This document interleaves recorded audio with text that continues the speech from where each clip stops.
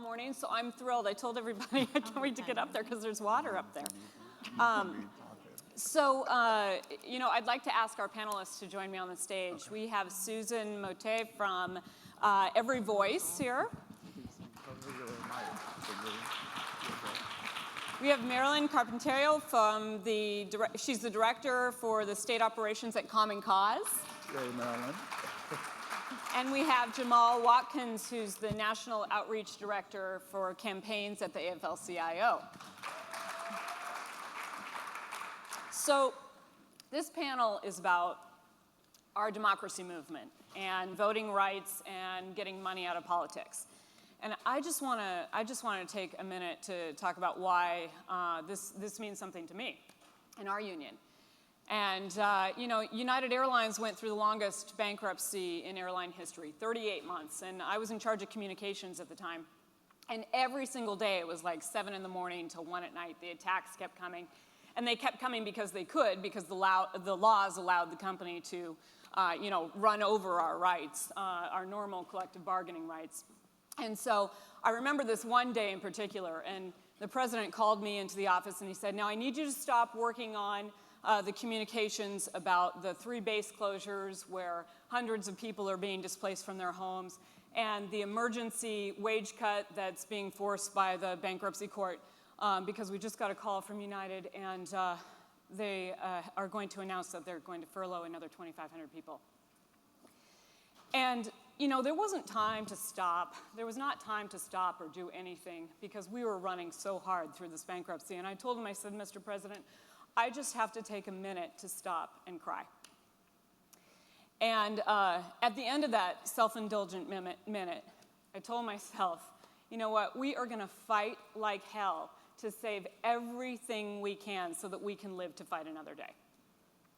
And in this country, today is that day. Does everybody get that with everything that we've been talking about this morning? Today is that day. So a couple years ago, I went to a White House forum on women in the workplace and listened all morning to panelists about how we still don't have equal pay for women in this country, and we've got to change that. And in the afternoon, we had breakout sessions. And so I got to participate in one of the breakout sessions, specifically on labor. And I was the only labor leader in the room. There were all these women who were running all these organizations to improve women's experience in this world, in this country, working really, really hard to fight for women's rights. And I rose my hand first. And I said, I'm a little bit confused because we've been talking about pay equality all morning. But why have we not talked about the fact that we just need to make it easier for women to join unions? Because if women can join unions, they can have a voice in their workplace. They can negotiate. They can take that pride to the bargaining table. And guess what? They get the same pay and benefits as men in a union contract.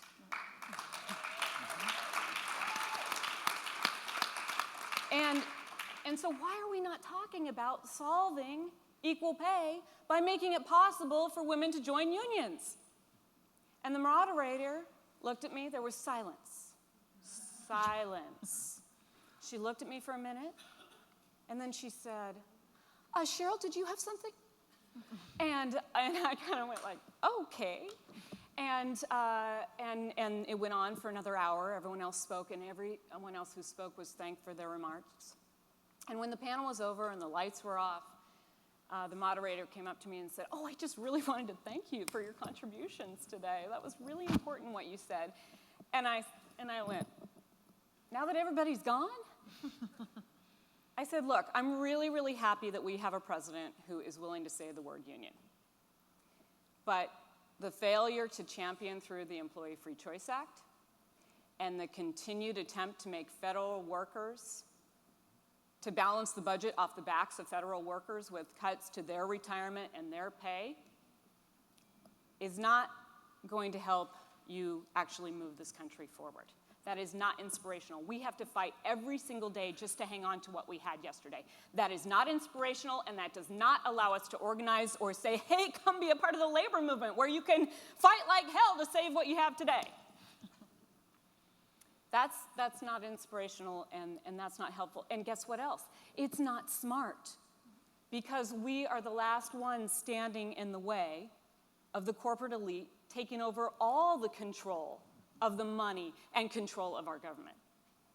And she said, oh my God, I never thought of it that way.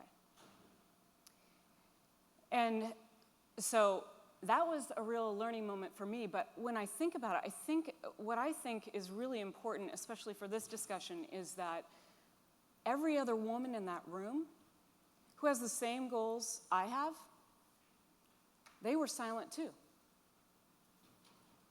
Because they were afraid to speak up for labor rights for women and didn't even necessarily understand how it connected to their own work for women. So we have to have a conversation about how, yes, the labor movement is the last hurdle for the corporate elite. We are the only thing standing in the way. But the only way that we are actually going to bolster our fight and make that count is if we actually open our arms wide to everyone in this country to be a part of the labor movement. And the only way we're going to do that is to have partners in the fight. So this is an exciting panel, I think, because we can talk about the work that's happening in the democracy movement and talk about the fact that we have to share the work that we're doing with each other so that we can build that movement, so that we can engage all the people, that's the point here, all the people in fighting for what we want for our own families, right? So I'd like to ask each of the panelists to tell you a little bit about who they are, what organization they work with, and what their organization is doing on the democracy movement, on voting rights, and on getting money out of politics. So I'd like to start with Susan. Hello, I'm Susan Matei. I work for Every Voice. I handle our state and local legislative efforts. And what Every Voice does is that we're trying to reduce the influence of big money in politics. And for us, central to that is changing how we finance elections, just like Representative Sarbanes was talking about. It's great to have a lot of the campaign finance system reforms like disclosure and accountability and enforcement, but if there isn't an alternative to raise money to win office, then it's still going to be big money that's calling the shots. So for us, small donor public financing systems are a critical component of any campaign finance reform. And we've been doing that for 20 years on the ballot, and we are ramping up our state and local legislative efforts as well as our federal legislative efforts to move these solutions. And we are very lucky to have CWA as one of our strongest labor partners, as a really forward-thinking organization. Great, Susan. So, and I think it's important that we hear about those victories, because to the point of it's not inspirational to join something that's not working. Can you tell us about some of your recent victories? Sure. In last November on the ballot, we had two public financing measures. One was in Maine. They have a public financing system that they started in the 90s, and it was very successful. And then a court decision, it was Arizona Free Enterprise, basically said that one of the provisions of it was unconstitutional. The system gave candidates a grant to run their races, and then if they were outspent by a candidate not using public financing, that would trigger them getting some additional money to counter that. And that was really critical for the system to be strong, is that we want everyone to run on public financing and not to be afraid to take advantage of it because they're afraid they might be outspent. So on November, we put it on the ballot to provide small donor matching funds for anyone, whether they're outspent or not. And that won 55% to 45%. And so the system is now being taken advantage of. About 63% of legislators running in Maine are using the small donor public financing system. And then across the country in Seattle, we had something on the ballot that was a brand new policy called democracy vouchers. So every voter is sent 4 $25 vouchers that they can send to their campaign of choice. And that means that the citizens are paying for all of the elections, and And it really levels the playing field between, affluent Seattleites and lower income Seattleites. It doesn't cost you anything to send your vouchers in. And I brought a little video about those campaigns that I'm happy to show. Okay. From coast to coast, from Maine to Seattle, we're seeing people stand up to big money in politics. They're taking control of their elections so that every voice can be heard. This is what democracy looks like! It's work that started in Maine, and now there's new grassroots energy emerging. Mainers rolled up their sleeves. Over 1,000 volunteers collected signatures from 80,000 people in the state to put question 1 on the ballot to ensure that we have a government that works for all of us. Way across the nation, in Seattle, people came to the same conclusion. It's time to take matters into our own hands to fight big money. This is a chance for communities to really take back the power of their government and put it in the hands of where it belongs, which is people. Every Voice has been a tremendous partner in this effort. When we needed help, they stepped up. There really isn't anything they haven't been willing to do to make sure Honest Elections was successful this year. We pride ourselves at Every Voice being a nimble and politically savvy organization full of campaigners and organizers that have decades experience to drive winning campaigns. Our hope is that we inspire a movement of people across this country so that we can finally get a government that works for all of us. This is just the beginning.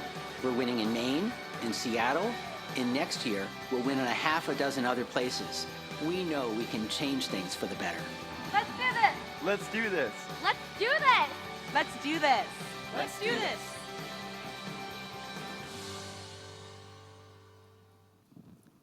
Yeah.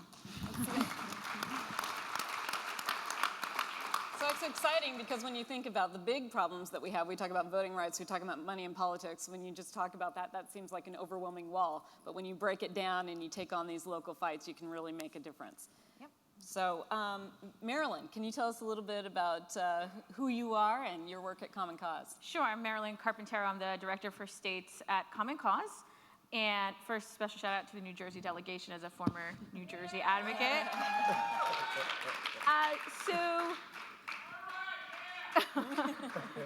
I brought them.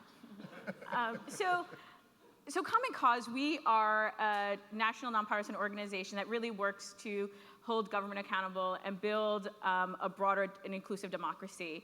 We are in 35 states across the country, and we have staff in about 26 of those states. Common Cause works on broad democracy issues, including public financing, disclosure, voting rights, redistricting, the issue of media and democracy, and a host of other issues. And the way we work as an organization is we are both a national and state organization, but we work a lot in coalition. And I have to say that in a number of our state reform and state campaigns, CWA is always at the table. And what we do is not only do we lobby at state capitals, but we organize local advocates. We train people how to engage in politics and policies, not just coming to a Hill visit, but also engaging them beyond that, how to organize within their community. And so some of the reforms that we've worked on over the last years, and I think it's a growing number, of online voter registration, public financing efforts, not only are the ones that Susan mentioned, but we're working in efforts in Chicago, broadening LA's public financing program, Albuquerque. We'll be supporting other efforts where we don't have state organizations. So we have about 500,000 members now, and our goal is to continue to broaden that, and hopefully over the next couple of years build our membership to about 1 million. So, great. So if you didn't know, my home state is Oregon, and I say that with great pride because Oregon was the first state to have automatic voter registration, and we just completed an election where that is fully implemented. And then that has gone on to California and West Virginia. But can you talk a little bit about the impact that voter registration made in the election that just took place in Oregon? So I know numbers and all that stuff is still getting figured out. First of all, automatic voter registration, for those who are not familiar with it, it's a system in which voters that interact with a government agency automatically get registered, and the onus is put on the state. The individual, as opposed to traditionally, right, you have to go to register yourself on paper or online. And here, you would be automatically registered and you would opt out. So that's the system. In the last 2 years, so we've seen Oregon, West Virginia, Vermont, New Jersey, though the governor did not sign it, California, Connecticut did it through a memorandum of understanding through the Secretary of State, and we're still waiting. Like I said, we're waiting for a signature in Illinois. And so I want people to also understand that Oregon still has one of the highest rates of voter participation, and so we are still figuring out the numbers. But what we have seen is tens of thousands new registrants on the poll, voting already on the polls and registered. And what we will see over the next few years is an increase of voters into the system. There's about they anticipate about 300,000 new voters to enter into the system over the next couple years. So as other states go into implementation, we'll also continue to monitor. But I want people to understand when it comes to automatic voter registration and other reforms, the question isn't how it's going to get done. The question is when it's going to get done, because we're on a trajectory to get reforms done. In 2008, only 2 states had online voter registration. We are now over 30. And so let's just think about where we will be over the next couple years. Around automatic voter registration, 26 states have had some type of legislation introduced.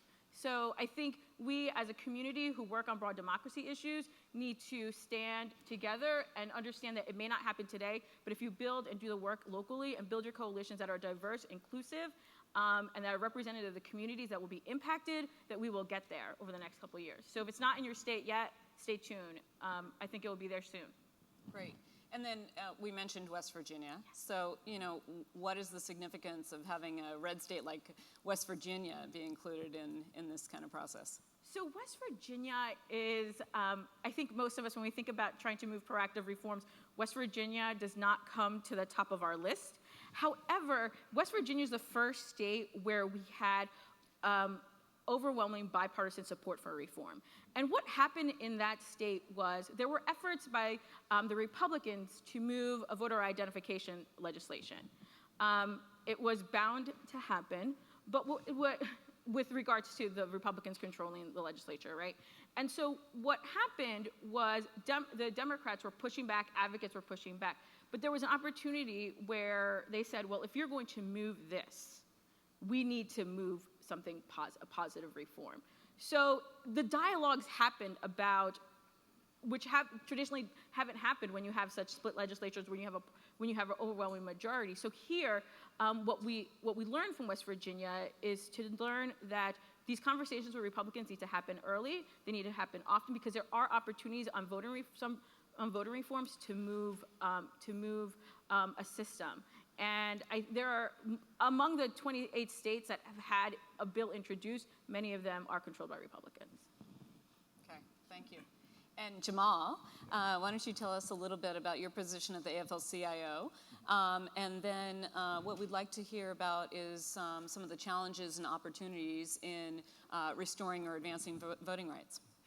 Well, good afternoon, everyone. It's afternoon, right? Yeah. We're not quite. It's morning still. We're almost there. Well, good morning. It's good to be in the house of CWA. My name is Jamal Watkins, and I proudly serve as the National Outreach Director in the Campaigns Department at the AFL-CIO. Under the leadership of, President Trumka, along with your President Chris Shelton and leaders like Claude Cummings and others, the work that we're really doing this year and beyond is about building power for working people and really moving an agenda for working people. You hear it a lot that the 99% matters. But what we realize is that the 99% is the majority of this country, correct? Most people are working people. And when we think about working people, we actually get away from the notion of candidates and parties being the center, and it has to be about you all, your families, your neighbors, your friends, and what that means. And so when we think about the work that we're doing, it's really about moving a winning agenda for working people, and that actually has some challenges because you do have the wealthy few, if you will, who are literally trying to buy elections and buy this country. When you think about the notion of the work that we, have to face, you heard from the congressman, saying that there are super PACs and entities out there that are not even with the political parties who are building programs to violate our voting rights, strip away public services and the public good, privatize everything, and really destroy labor unions. And so when we think about the fight forward that we are focused on, it literally is about bringing the agenda back to the people, because it's the people who matter. And so in our world, it's really the notion of investing in ourselves and prioritizing the issues that matter most to our communities. Okay, great. And what do you think labor's unique role is in doing this work? Labor's unique role is, I think, pretty obvious. At the end of the day, it's all about member mobilization. How many of you would agree that it's about member mobilization? At the end of the day, when we think about what we're facing, you have, for example, the Koch brothers, who have been at this for about 30 years. This year, they're spending $1 billion on a field program. It's not Republican or Democrat, it's their own field program. Now, I don't know if any of you sort of understand that scale, but in 2012, both the Republican Party and the Democratic Party combined only spent about $800 million on a field program. So you have two wealthy individuals who have said, I'm going to ignore all of that and build our own machinery through organizations like Americans for Prosperity, the Libre Initiative, Stand With Us, which is targeting African Americans. They're basically trying to create what we already have, and that's you. The working people of this country is really where we're focusing in on. And so labor's unique role is that we're in all 50 states. We have the infrastructure, we have the capacity, we have the ability to win. When we look at our program this cycle in the tier 1 states, and there are a few states that we're prioritizing, in places like Pennsylvania, we make up 20% of the vote share. What that really means is that if we do our job, we will sway that state in terms of who's going to be the winner at the top of the ticket all the way down ballot. And so when we think about our unique position, we are the ones who are on the front lines because of you all in these seats, because of your households, your neighbors, and your communities. But what that requires us to do is to sort of get away from romanticizing a candidate or a party, because at the end of the day, they all sometimes disappoint us, and really be diligent about the agenda issues that we care about, whether it's good paying jobs, it's health care for all, better education, better infrastructure, sort of the notion of repositioning where the center of gravity should be. And that actually, I think, is what labor's unique role is, not only this year, but in years to come. Okay, and you have a presentation to emphasize some of these points, Jamal? I do have a presentation. I'm a little bit of a nerd when it comes to PowerPoint, and I'll make sure that this gets shared out with folks.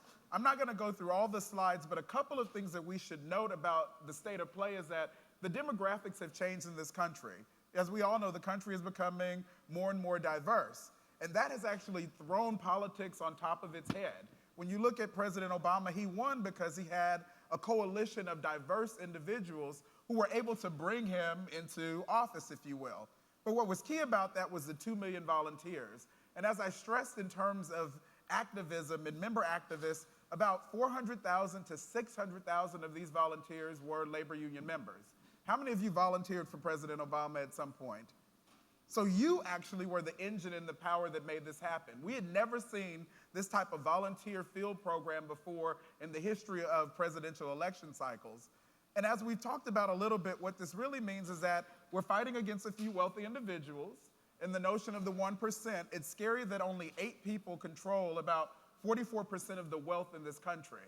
Does that make sense? No. Is that what this country is about, is having 8 folks actually dictate who we are and where we go? And so when we think about this notion of their agenda, which I've touched on briefly, is that, it's about silencing the majority, us, and maintaining their power. Of course, they're gonna spend, about $1 billion on a field program.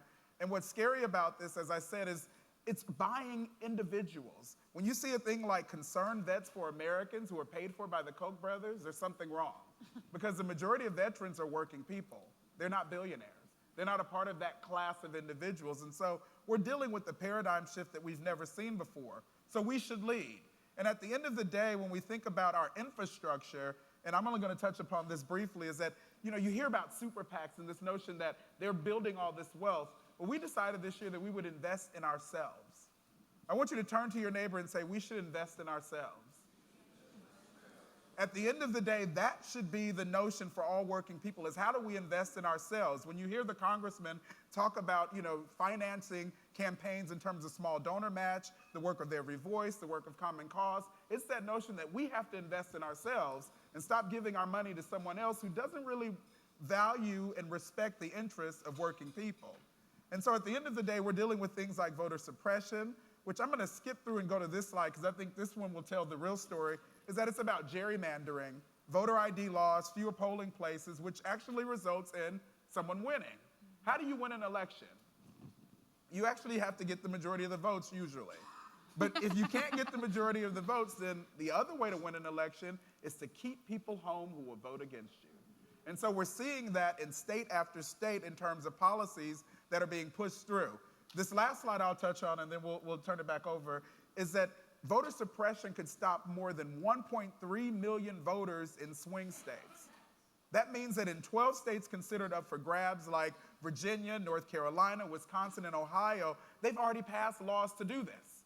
They said, you know what, we have the Voting Rights Act has been stripped down because of Shelby. That means we don't have to go through DOJ, so we can pass ridiculous laws to keep people home.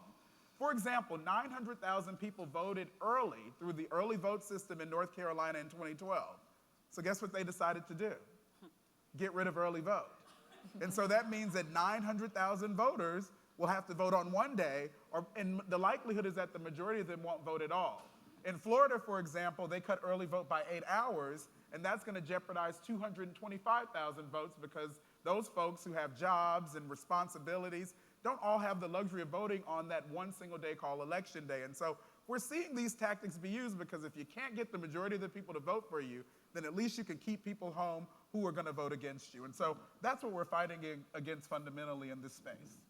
Okay, thanks. So what I'd like to do is just, I'd really like to say, you know, if you had 5 minutes with someone and you needed to tell them why they needed to care about voting rights and why they needed to do just one thing today for voting rights, what would that be? Anybody want to start? So as we enter the election cycle, I think one of the things I need to say to everyone to ensure that people have access to vote or not denied the access to vote in November is election protection. There is an election protection hotline, 866-OUR-VOTE, and I think as we've now closed the primary season, people should be uplifting and promoting that number. It is a program that connects people on the ground to call centers around the country to ensure that people have access to information that maybe a poll worker themselves may have told them that, you know, I'll show up and they'll say, oh, you're not on the rolls. Well, if you have access to this number, you call, and then attorneys on the other end can help determine really what's going on in your state. Common Cause is running a multi-state program where we're putting field volunteers on the ground to be outside polling locations in 22 states that, you know, have either had that have historically been impacted, that there have been changes in laws, even redistricting, like in Florida, because they have new maps. So people may be turned away or unclear where to go. So 866-OUR-VOTE, or for the Spanish hotline, it's 866-VE VOTA. Okay. Anybody else want? I would say, as it relates to those of you in this room who are part of the labor movement, one of the biggest things you can do starting now is really to figure out how to volunteer with your direct voter contact programs in your state. Meaning, you know, your union labor program in terms of talking to other members around the importance of this election cycle, the importance of voting, and then also participating in things like phone banking and canvassing. Why? Because we're building into that system voter education. Because most folks sometimes are confused about what the laws are, when the deadlines are, et cetera, and you could be the conduit for making that information clarified directly. There's programs that we're building through this thing called My Vote, My Right at AFL-CIO. That's a national program for all affiliates, but it really has to be people-powered. So if you volunteer, you know, a few hours of your week, you know, moving through this election cycle, that's the game changer that's needed on the voting rights front, because that's the activism that counters sort of all of these tricks in the trade that the other side is using to suppress the vote. Do you want to add anything, Susan? You know, I mean, I would just add that voting rights and changing our broken, you know, campaign finance system are just, it should be understood that that's critical to all of the other issues we want to win. You know, and when we win public financing in New York City and Connecticut, you know, the policies that passed, that suddenly we're able to pass, paid sick leave, increasing minimum wage, you know, it was because we had fixed who votes and who elected officials listen to. So, it can be a challenge. We work in coalition, and it can be a real challenge to get organizations that just work on one issue to understand that this issue is necessary for them to win their issue. Okay, good, thanks. So how do CWA leaders and members get involved? What can they do to learn about opportunities to create their own campaigns in their local? Well, I can start. Yes? So there are a number of campaigns. Marilyn mentioned some. There are also, I have made my list of ballot measures because the list keeps growing.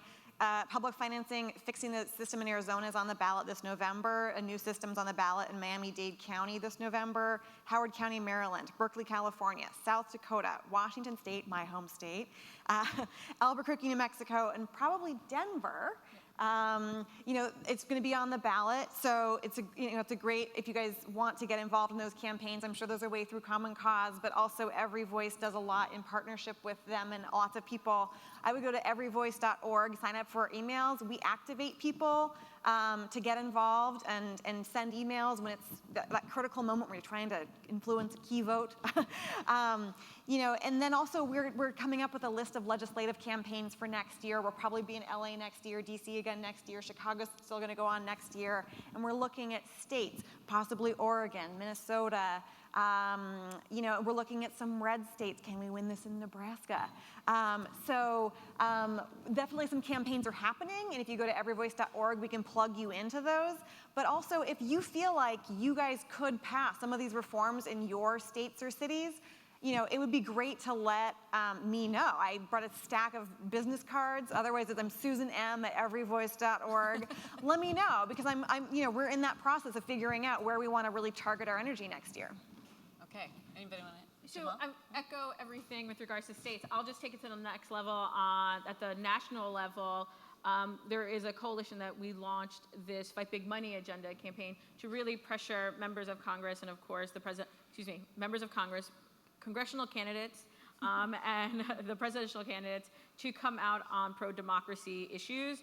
And if you go to commoncause.org, we have information on there. We've actually launched this website called Who Will Fight Big Money, and what it does is it goes to candidates that successfully won their primary, right? So it's getting them on the record on where they stand on some of these critical issues. So there's a toolkit as well. So if you, like I know many of you, will be at town halls, congressional visits, campaign visits, there's a toolkit there that you can ask candidates about their positions on some of the most critical campaign finance issues. And the goal is to gather that information and really distribute it wide to press and other influencers on campaigns. So I think it's bipartisan. We actually have a number of Republicans that responded already, but it's a quick, easy tool, especially if you are at an event in your district over the coming months. Please check it out. What's the website again? whowillfightbigmoney.org. Sorry. And then I would just add that there is an organization called the Democracy Initiative. How many of you witnessed your national president getting arrested in April for voting rights? Please give him a round of applause for that. CWA is a part of about 50 organizations that make up the Democracy Initiative, which is about 30 million members strong, and it runs a gamut of labor organizations, civil, women's, and human rights organizations, environmental organizations, and we're all standing together around this notion of getting big money out of politics, because the wealthy few shouldn't be able to buy our country, but also standing up for voting rights and making sure that Congress and the Senate works for the people. And so a way to get involved is if you go to democracyinitiative.org, you'll see a lot of toolkits and information around how to elevate these issues at a local level, because the real battleground is in the states. What happens in Oregon, what happens in Arizona, Florida, Virginia, California is actually what's going to change this country from a democracy perspective. And so the Democracy Initiative is one of the ways to get plugged in to doing this work at a national and local level. And then the second way, of course, is to make sure that you stay connected with your local, because locals are going to be asked to engage in democracy work through the state federations and CLCs, that exist in all 50 states in regards to voting rights, but also making sure that we're getting behind initiatives that allow for us not to have to spend so much money on elections, because we'd rather invest in people. We'd rather invest in working people's issues than having to dump a ton of cash in to win this election fight here or this election fight there. And so there are two ways I would argue we should get involved, especially as CWA members. That is through the Democracy Initiative on the national level, but then through your state and local affiliates, CLCs, and state federations, who are really going to be, I think, on the forefront of leading these fights. Great. So Chris Shelton told us yesterday that we shouldn't just stand up and fight back. We should attack, right? And so, woohoo! And so we're going to wrap up the panel, but I think what's exciting here is that we haven't just been talking about what we're doing on the defense. We spent 99% of the time up here talking about what we're doing on offense. Right. So we can get involved here and we can go on the attack.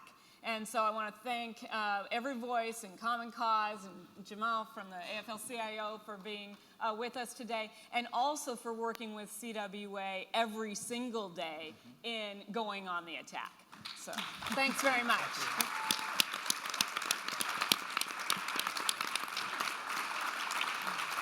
Thank you, Sarah. Thank you, panel members. Thanks a lot.